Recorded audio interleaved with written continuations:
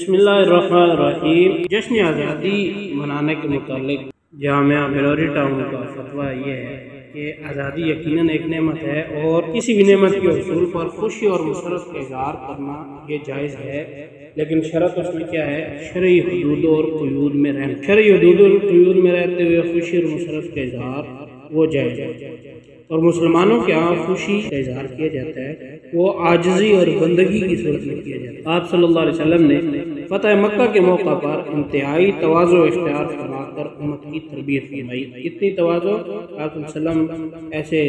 جھکے ہوئے تھے کہ آپ صلی اللہ علیہ وسلم کا سر مبارک جو ہے وہ اونٹ کے پالان کی طرح۔ اسی طرح رسول اللہ صلی اللہ علیہ وسلم جب ہجرت کر کے مدینہ منورہ تشریف لائے اور آپ صلی اللہ علیہ وسلم نے انصار مدینہ کو تہوار مناتے ہوئے دیکھا، لیکن وہ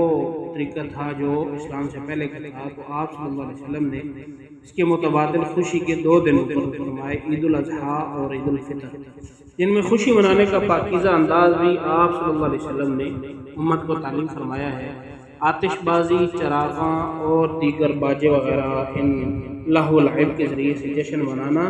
یہ مسلمانوں کا طریقہ نہیں ہے، دیگر اقوام کا طریقہ ہو سکتا ہے۔ ان معیارات سامنے رکھتے ہوئے ایک تو عاجزی اور بندگی ہو، انداز پاکیزہ ہو، شرعی حدود و قیود میں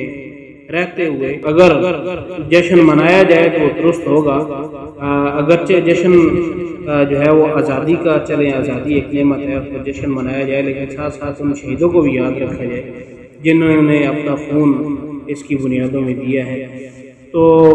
اگر ان کو یاد کیا جائے تو پھر یہ خوشی بنتی نہیں، جشن بنتا نہیں ہے۔ غم بھی جو ہے وہ 3 دن سے زیادہ نہیں ہے، زیادہ سے زیادہ یہ ہے کہ ہم کم از کم ان کے ساتھ اتنا تو کریں کہ جشن نہ منائیں۔ موسیقی کی جگہ یعنی موسیقی کے طور پر نظمیں بجانا اور نوجوانوں کا ناچنا، اسراف کرنا،